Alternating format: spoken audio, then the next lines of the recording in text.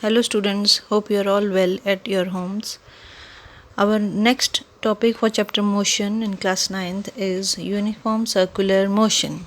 That is our last chapter of this topic. As this name suggests, it is uniform, it is circular and this type of motion. Okay.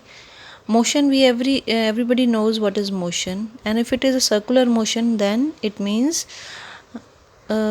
the object is moving on a circular path like this. Circle we can consider if an object is moving on a circular path like this, then that motion is known as circular motion. And what is uniform? Uniform means same, we have understood in this chapter. Okay, same or constant. So uniform circular motion means when an object is moving on a circular path with uniform speed, then it is known as uniform circular motion with uniform speed. If we talk about the speed of that object which is traveling on the circular track, then that speed should be uniform in the case of uniform circular motion. Right? So what will be distance traveled by this object? That distance will be the circumference of this circular path. Okay, so distance traveled by the object in this case will be circumference, and circumference of a circle is 2 pi r, that we know. Okay, then this uniform speed can be called as distance upon time, or this distance can be written as 2 pi r if it is a uniform circular motion, 2 pi r upon t.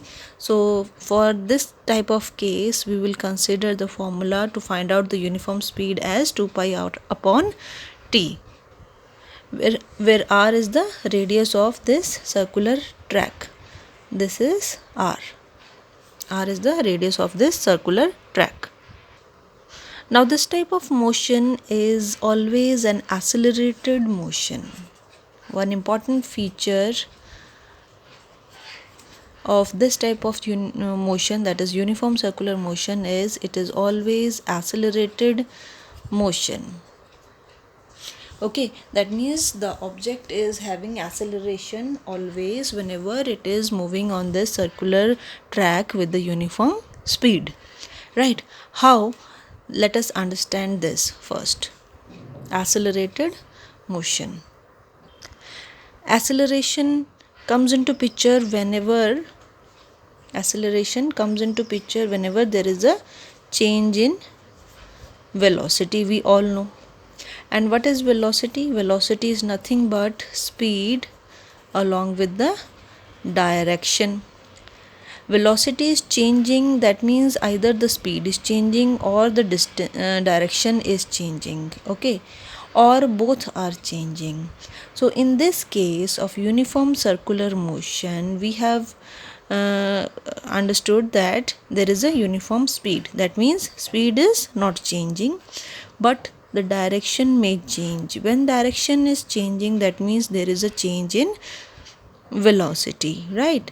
So there is only one case applicable over here, that direction of the object is changing. How we can say when the direction is changing? Because direction is continuously, the object is continuously turning on a circular track, right? So how many times the object is changing direction? It is changing direction continuously. You can say infinite number of times it is changing direction, we can say. So if there is a change in direction, then there is a change in velocity, and if there is a change in velocity, then acceleration must be present over there. That means that type of motion is accelerated motion. Okay. For example, we will consider a rectangular track. Suppose, first of all, this type of example is given in your NCERT book. Suppose this is a rectangular track and an object starts from here moving in this direction. It is going straight, so there is no change in direction. The speed is uniform. Okay, it is having uniform speed, that we will consider always, and there is no change in the direction on the straight track.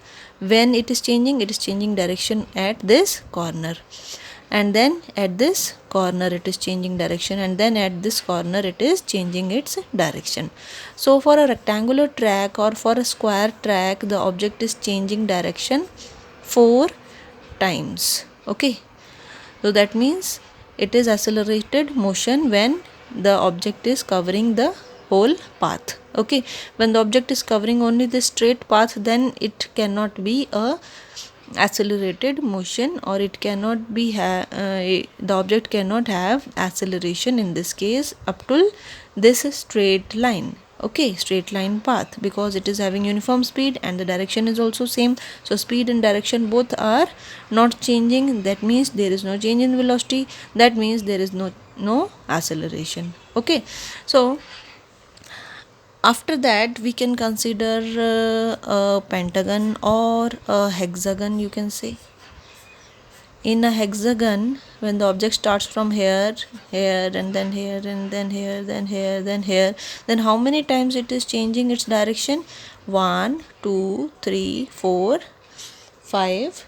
Okay, so it will be changing its direction, and then 6 corners, so 6 times it is changing its direction when it is moving continuously on this type of path.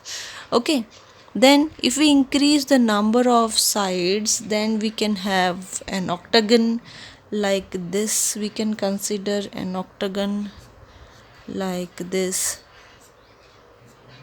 Okay, so 1, 2, 3, 4, 5, 6, 7 and 8 times. In this case, the object is changing the direction for an octagonal path.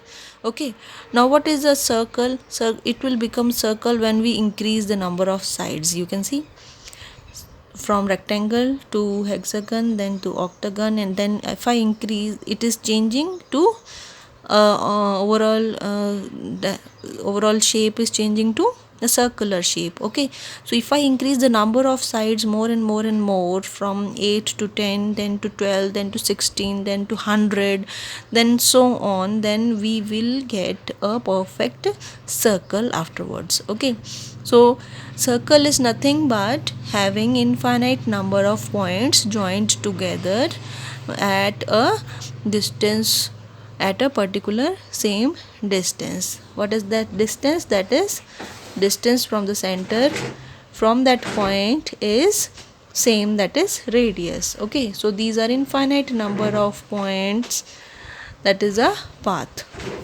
Okay, so at infinite number of points we are changing the direction on a circular track. So we can say that every time it is changing direction, the object which is moving on a circular track is changing direction each and every time. Okay, so when it is changing direction, that means the velocity is changing, that means there is acceleration. So this is how we can say that uniform circular motion is an accelerated motion. This statement is very, very important. We can say that uniform circular motion is an accelerated motion. And how we can say this, I have just now explained you this thing, and this is very, very important question according to the examination point of view also. Okay, this is the simplest topic of this chapter, I hope. Okay, so I hope you understood this topic very well. Thank you.